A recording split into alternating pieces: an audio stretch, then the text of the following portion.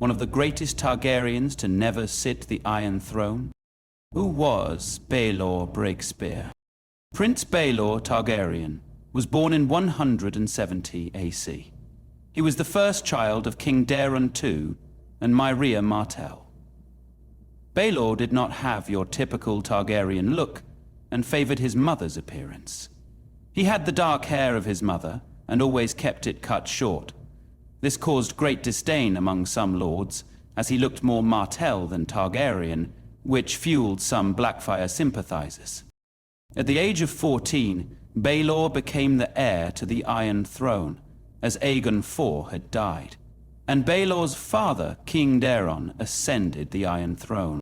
At the age of 17, Baelor earned his nickname Breakspear as a result of his famous tourney victory where he defeated Sir Daemon Blackfyre at the wedding tourney of Daenerys.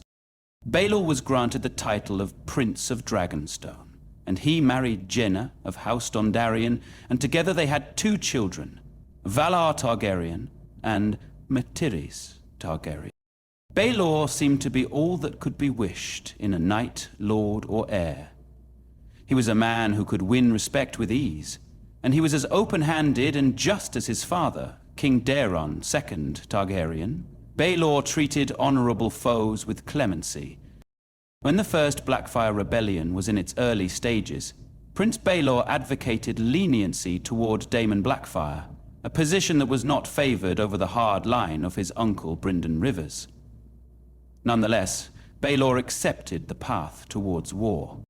Over the course of the first Blackfyre Rebellion, battles were fought between the rebels and loyalists in, amongst other places, the Vale, the Westerlands, the Riverlands, and the Reach.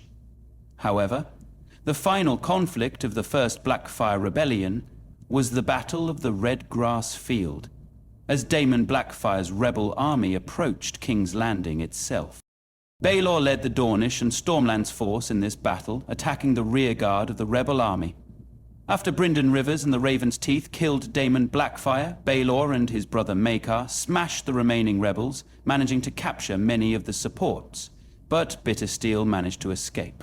Singers immortalized the Battle of Redgrass Field in a song about the hammer and the anvil, referring to the strategy of Baelor and Maekar Targaryen. After the battle, on the Redgrass Field, Baelor was named to the position of Hand of the King and Protector of the Realm. Many lords had a high regard for Baelor, and Sir Arlan of Pennytree considered Baelor to be chivalrous and wise. In 209 AC, House Ashford hosted a tourney at their castle of Ashford Meadow. Many great lords attended this tourney, and this is where Sir Duncan the Tall first put his mark on the world. House Targaryen, Tyrell, Lannister, Hightower, Tarly, Frey, and many more all attended. Baelor did not arrive at the tourney intent on fighting. He was an observer, as his son Valar was one of the 5 champions in the joust. When he arrived at the tourney, his brother Maekar was distraught, as Maekar's sons Daeron and Aegon were missing.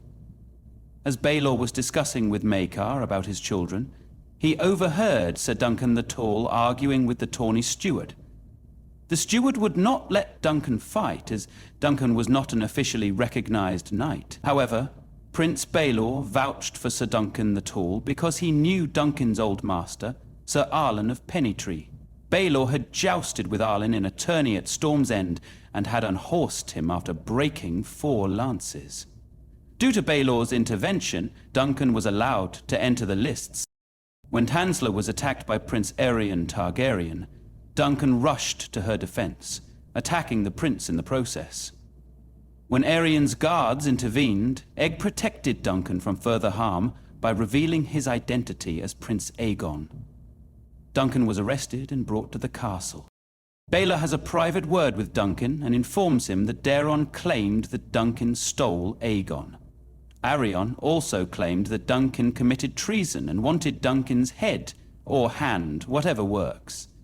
Baelor knew that these were lies, but due to the lies of both Aerion and Daeron, Maekar became furious with Duncan.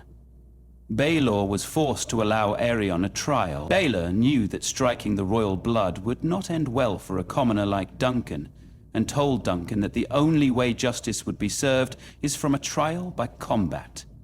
He informed Duncan that any knight accused of a crime has the right to demand a trial by combat.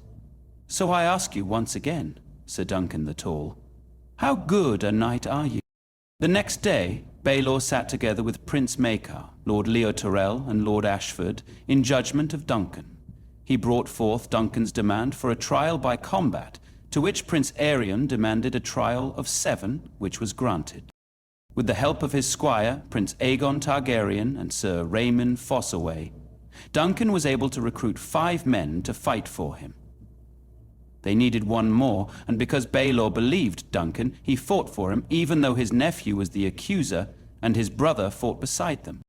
Before the melee began, Baelor advised Dunk's champions to use tourney lances, which would strike before their opponent's shorter war lances in the opening tilt. He also noted that the 3 knights of the Kingsguard on the opposing side would be sworn not to harm him, allowing him to safely engage them. Dunk's defending party won the trial, but Baelor had received a mortal blow to his head from the mace of his brother Maekar. Baelor started to stumble, then, when his helm was removed, it all began to fall out, blood dripping down his body. Baelor then fell into the arms of Duncan and died in the arms of the man he fought to protect, fulfilling Daeron's dream. A great red dragon would fall on Sir Duncan, dead, but the knight would walk off alive. Daeron said he did not know what it meant, but that his dreams came true and that he was scared of Dunk. The dream turned out to be metaphorical, referring to the death of Prince Baelor Targaryen. Baelor was cremated at Ashford, per House Targaryen funeral traditions, with his son Valar standing vigil above. His son and heir Valar married Kiera of Tyrosh. She gave birth twice, but both sons were stillborn. The year after Baelor's death, the great spring sickness swept over King's Landing. Both of Baelor's sons, Valar and Mataris, died, ending Baelor's line. And that is how the greatest king who never was, Prince Baelor of House Targaryen, lived his life. Honorable, yet it cost him his life.